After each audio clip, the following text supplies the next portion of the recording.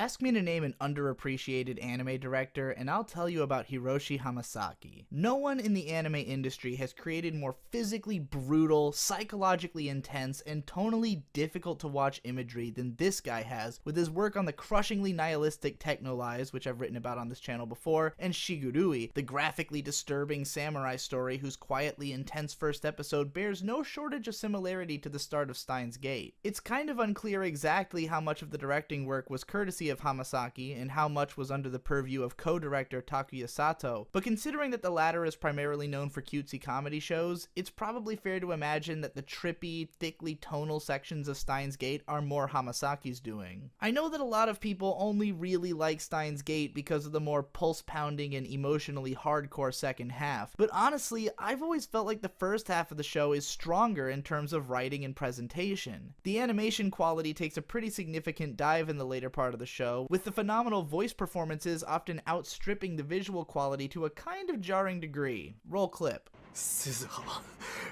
橋田鈴さんはそんなことをさせるためにあなたの世話をしたんじゃない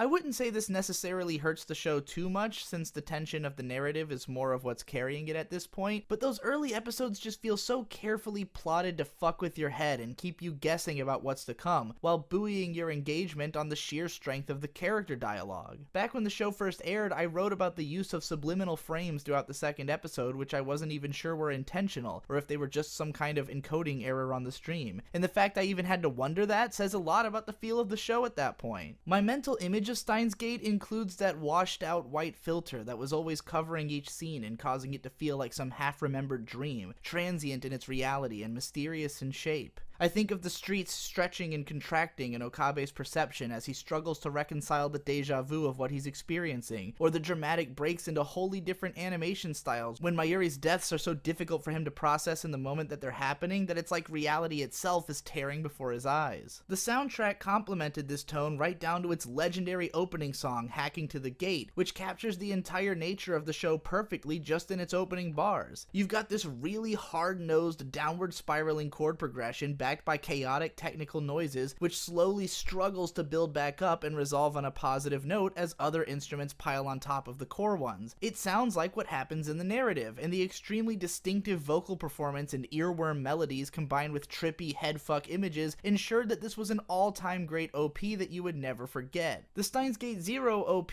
starts with clock noises. You know, because it's a show about time travel. Never mind that no one actually does any time travel until the last third of the series. It's another song from the same artist, but it just kinda sucks in comparison. Didn't stick out in my mind at all, nor seem all that relevant to the series. Not that anything would have necessarily felt more relevant considering there's not a whole lot going on here. The music in Steins Gate Zero is actually shockingly bad, often sounding like generic shit you'd expect to hear in some free-to-play 2D browser MMO. Nothing makes you feel like you're drowning in generic anime crap faster than a bouncy, obnoxious comedy track blaring through scenes of characters walking in on one another naked, and I couldn't imagine anything farther from capturing the appeal of Steins Gate. I can honestly say without a shred of apprehension, and as a stalwart proponent of anime fanservice in general, that I never had any desire whatsoever to watch Ferris Nyan Nyan groping Moeka's tits, and I'm almost certain that there are fans of the original show watching this video series without having seen any of Zero who are currently scrambling through their drawers looking for a gun to shoot themselves with. If you think that's bad though, this show also contains one of the single worst excuses to generate a character seeing another naked moment in anime history. At one point, Legal Lolly Girl is fresh out of the shower in the wake of an intense scene and mentally exclaims how the sudden shift from adrenaline to relaxation has completely shut down all of her muscles, then collapses to the ground in a heap. Of course, this means that someone comes in to rescue her, and apparently she can't even operate her mouth as she shouts internally to stop before whoopsie daisy, Okabe saw you naked. Honestly, this scene brushes so close to self-parody that I'd be tempted to enjoy it if it happened in a show that I didn't already hate. Ugly character redesigns aside, the visual component isn't nearly as awful, but it's just unremarkably bland and average. Shot compositions are flat, color tones are flat, backgrounds are just whatever they need to be, and animation is kept to a minimum. I was actually kind of surprised that they didn't even bother going allowing for some high-energy Sakuga scenes during all the big pointless action set pieces towards the end. There's a couple of weird moments where they use auto-generated tweens to simulate 48 frames per second animation, but it's transparent that this is what they're doing, and it doesn't even make for impressive looking scenes anyways. On the rare occasion that the show does attempt some kind of visual tone setting, it often comes off bafflingly obtuse instead of legitimately cool. At one point, when Daru is trying to crack into Kurisu's home computer, it suddenly starts getting hacked from an outside source, and so to create a sense of tension in the scene, the monitors all just start emitting a red light out of nowhere, even though when we actually cut to the monitors, it's not even clear where the hell this light is even coming from. If you can actually watch this scene without thinking about how cheesy and transparent this is, I gotta say I wish I could be so easily manipulated. Life might be fun. In the original show, the visual tone was sometimes used to call attention to the unreality of the scenario, and to give the feeling of having broken the fourth wall without actually doing it, like when Okarin gives his whole expository speech to the TV in the first episode. It's a cheeky scene and walks a very fine line between being justified narratively or just a stylistic quirk, but the strength of the dialogue manages to sell it as an entertaining moment one way or another. In Steins Gate Zero, the closest thing to this kind of fourth wall tension comes in the form of the character's chatting app, in which they use Steins Gate emoticons to communicate with one another. In this case, we've just leapt straight over the fourth wall with reckless abandon, and the cynic in me is forced to believe that this was probably done partially to sell the real-life set of Steins Gate chat stickers that does indeed exist. I can admit that I could just as easily imagine accepting this detail in a show that treads this line of believability more carefully, or just entertained me more in general, but here it just immediately caused me to wonder how the fuck it made sense for these stickers to exist in-universe. Hell, all it would have taken for me to like this detail is a throwaway line about how Mayuri drew them herself, but then in that better show they would have actually looked like Mayuri did in fact create the sticker set, and the one sold in real life would also be that sticker set, which I'd then be emotionally attached to. All too often, Steins Gate Zero fetishizes and flanderizes the most unnecessary details about the original story, while adding in bullshit rule of cool sequences that nobody asked for, and insulting the intelligence of an audience who previously made it through a series that felt no need to hold the viewer's hand through every step of its winding narrative. Moeka is apparently a journalist in this universe, but we end up getting her back into the leather spandex to kick some ass because that's an iconic outfit, right? So how could you make a sequel without it? How could you possibly not bring back every single goddamn thing the original show did, when it's impossible for the audience to just go back and watch the old show whenever the fuck they goddamn feel like it? In the last stretch of episodes, we bear witness to a slog of totally ridiculous, over-the-top action scenes which have nothing to do with the appeal of Steins Gate. Right after Suzuha guns down like 30 dudes who have her surrounded when she's got no cover whatsoever, Kagari then shows up and seemingly cuts two guys' heads off at once with fucking karate chops, then Elfen Lied massacres the rest of them. Now look, I'll readily admit that I've got problems with the action scenes in the first show too, like when Kurisu is warping Okabe's memories to the past and there seems to be a hail of bullets just missing them from the other side of the room, but that break-in scene nonetheless managed to emblazon itself on everyone's memories, not because of the terrible action choreography, but because of this iconic shot of Suzuha and Moeka contorting themselves into a point-blank Mexican standoff. This shot is memorable because two of the side characters have just revealed themselves to be insanely badass human weapons and matched skills in masterful fashion, buying just enough time for Okabe's escape. In the last episode of Steins Gate Zero, Suzuha and Kagari find themselves in a similar Mexican standoff, but it's just two girls pointing guns at one another, and one of them is the shittiest character in the entire canon, but we'll talk about that in a bit. I'm honestly kind of shocked that they didn't just make this moment a blatant trace over of the iconic shot from the original, since even that show couldn't resist using it multiple times, but if their intention was to exercise restraint, then all they managed to do was turn an exciting moment into a boring one. Even the stupid goddamn time leap machine has been brainlessly canonized in the sequel, like it was such an iconic piece of technology that it couldn't possibly be replaced. Both in an episode where Okabe travels back to the Alpha timeline where Mayuri died and Kurisu lived, and back in the Beta timeline after Maho discovers the secrets of Kurisu's research, another phone microwave is built in the same place in Okabe's lab, continuing to rely on Mr. Brown's large CRT for power. Why the hell wouldn't they simply replicate the conditions of this experiment somewhere else is completely baffling, especially in the latter case where Maho and Daru are trying to keep its construction a secret from Okabe. The only reason the phone microwave was important in the original show is that it was the only machine of its kind. Kurisu was trying to understand how it worked and to improve on it, and there was no way of building another one to resolve this situation while Okabe was busy bouncing around the timeline. Assumably, it isn't even necessary for a time leap device to be constructed using these components, and it certainly would be a lot easier to operate without relying on Mr. Brown happening to leave the CRT running, but then it wouldn't be in the place where it needed to be for the sake of this particular plot if it didn't happen to be there. It gets even worse when Okabe goes to the year 2035 and the new model of the time leap machine that they've constructed to go 2 weeks into the past as opposed to 48 hours is still built out of the same goddamn components, like no one figured out any way of innovating on this design whatsoever in decades. Steins Gate Zero is so determined to have the cake of the original show's characters and to eat it too that it tramples on the very things which made that show so emotionally gripping. One of my favorite realizations on Okabe's part is just how brief and fleeting the period of time when everyone was enjoying themselves together at the lab truly was, and how the value of that time spent couldn't really be understood until it had been taken away. When you look back at the series, the first few episodes are largely stark and distant, with characters often operating alone or in pairs, and rarely having more than 3 people in the lab at a time. Every time a new cross-section of characters meets each other, it's a significant moment, as the matrix of these weirdos' human interactions grows more complex, and the atmosphere of the lab lightens up. Then, not long after the precise moment when it feels like we're approaching a warm group of anime pals, it's all irreparably stripped away and needs to be fought for endlessly. Even at the very end of the series, the bittersweetness is preserved. Sure, it's suggested that everyone could plausibly become friends again, but we don't even start down the road of Okabe's reintroduction to Makise Kurisu unless you watch the silly-ass fanservice OVA. In Steins Gate Zero, the characters are constantly up one another's asses like they've got nothing better to do, even though we'd left them at a point when most of them had never even met. Moeka gets reintroduced to the series as a totally unrelated journalist, and then is just kind of osmosed into the cast hangouts because why not? Ferris, who just seemed to be Mayuri's work buddy and casual acquaintance before, is now a permanent fixture, with Rukako not far behind. Considering that in this timeline, Ocarine apparently hasn't even been to the lab in the time since giving up on his mission, and that the only people who ever would have stepped foot in there at this point in the timeline would have been him, Mayuri, Daru, and maybe Rukako, the idea that everyone would just gravitate there as some kind of party spot is completely asinine. Who is even paying the rent on this place at this point, and why? How come Mr. Brown is okay with all these people making a ruckus in this room all of a sudden? It's like the series just takes for granted that because we as viewers are used to the idea that the lab was a hangout spot for the characters in the original series, we aren't going to notice that it doesn't make any sense for it to still be that way. Since the show itself is so obsessed with giving us these characters, let's take a moment to talk about each of them and what they contribute to the series. Just like in the original, Ferris Nyan and Rukako are largely vestigial characters needed to thicken the cast out and provide some side plots, ultimately feeling like more of a holdover from the game's multipath visual novel roots, which cause what in my opinion are by far the 2 weakest episodes in the original series when we have to watch the resolutions of their stories. Suzuha is fun to watch because she's a badass, but her place in the story is largely inert since she's just waiting for Okabe to man up and come to the past with her, and otherwise is trying to ensure the self-fulfilling prophecy of her own existence by encouraging Daru to fuck her future mom. Half of her dialogue is just mistakenly referring to characters by way of her future understanding of them and then correcting herself, which is obnoxious and not funny. Whereas the original series portrayed Moeka as a deeply suspicious and emotionally damaged woman who refused to even attempt communication via speech as opposed to text, now she's just a woman of few words, but seemingly has no difficulty in social situations or with new people. Her texting gimmick is upheld in spite of the fact that she does talk to people now, and as stated earlier, it's completely unclear whether she's still around her in this universe or just works for Ferris Nyan now for no particular reason. Maybe this is explained further in the visual novel, as I'm sure a lot of things are, but I don't give a shit because all of this is just stupid in concept! So then we've got the new characters, if you're willing to call them that. We've already established Yuki, who accomplishes literally nothing and only exists to misdirect us about about the identity of the leather-clad assassin woman, but she's not half as starkly forgettable as Mayuri's other pair of friends who don't seem to exist for any discernible reason other than to cram even more faces into every centimeter of screen space during the group scenes. According to the Steins wiki, one of them is just a plot device whom Ocarine finds out has the reading Steiner, so he explains it to her, and then the bad guy brainwashes her to get that information for himself. I remember a scene suggesting that this girl had that power, but if it actually led to anything in the show, then I must have forgot, because I do not recall these two mattering in any way. Kagari, meanwhile, is just plain ass. When she's introduced, she has no personality to speak of because of amnesia. When she finally regains her memories, she seems to still be trapped in the mindset of a 10-year-old girl whose entire personality is just an obsessive love for her adoptive mother Mayuri and literally nothing else. After we find out she's actually a sleeper agent for the bad guy, it turns out she's also a ludicrously overpowered super assassin, but her personality is still just that she's obsessed with protecting her mommy. When Okabe convinces her that she'll have better odds of doing that by coming to his side, she effortlessly breaks the conditioning and helps him to save the day, and that's her entire character arc.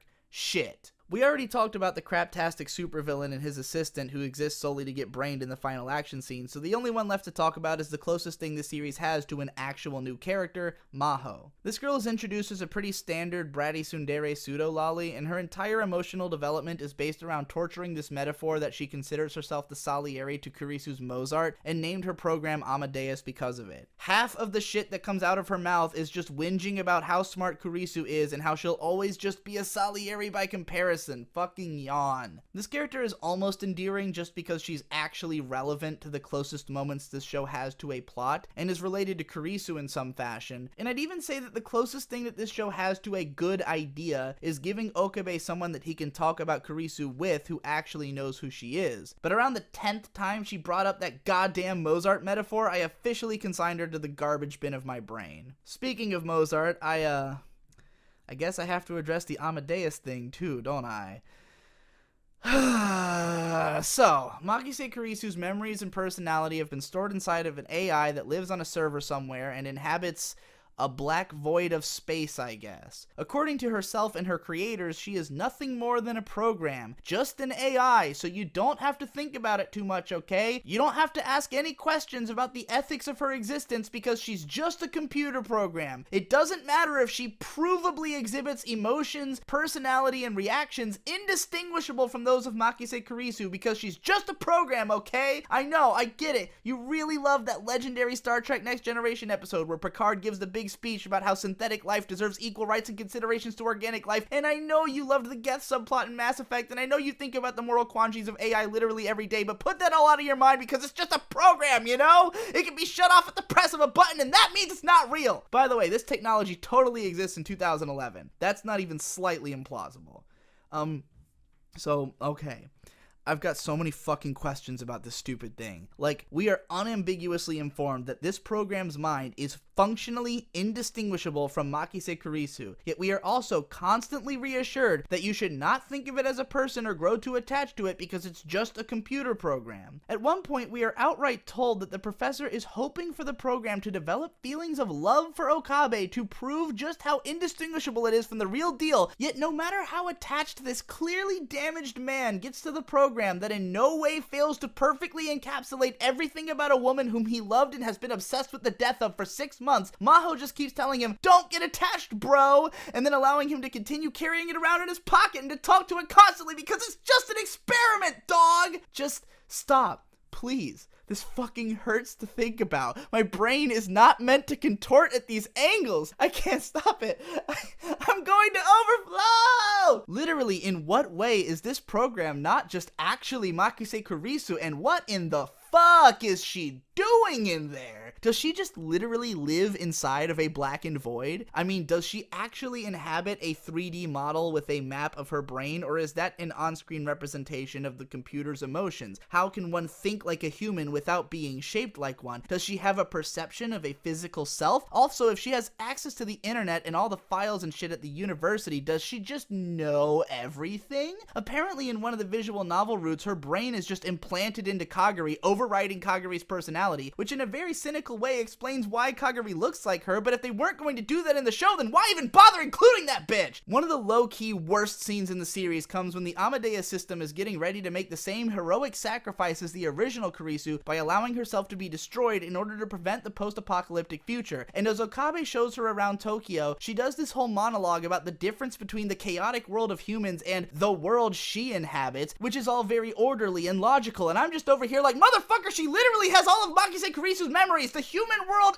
is the world she comes from! Ah! How did they get away with this? How did this not cause a riot in the streets somewhere other than the back of my mind? Seriously, I'm not gonna lie, I was pretty much mentally checked out on this show the second the Amadeus system was introduced, because the whole thing is so ill-conceived and raises such a wealth of unnecessary questions which the show isn't interested in answering that I couldn't possibly take it seriously. I long for the days when the hilariously fantastical phone microwave still nonetheless had comprehensive bullshit scientific explanations to justify it, and was still limited to the incredibly benign power of just sending someone's memories 48 hours into the past. As soon as you hit me with 2011 fully human AI tech to revive the show's most popular character so she can live in Okabe's fucking pocket and tell me not to question it, your show is going straight in the garbage. But that still isn't the actual worst thing that happens in Steins Gate Zero. No, my friends, now that we've made our way to all the major talking points about the broad strokes of this sequel's ineptitude, it's time that we finally funnel into the gooey center and laugh hysterically at how completely broken and retarded it gets when it actually tries to have a plot. Next time on Steins Gate Ball Z. Meanwhile, if you need to watch more stuff, check out my new collaborative game review channel, I Am Games, which also live streams the games we review on Twitch every Tuesday and Thursday at 6 p.m. EST and Fridays at midnight. Support me on Patreon if you like this ranting, and thanks again for watching.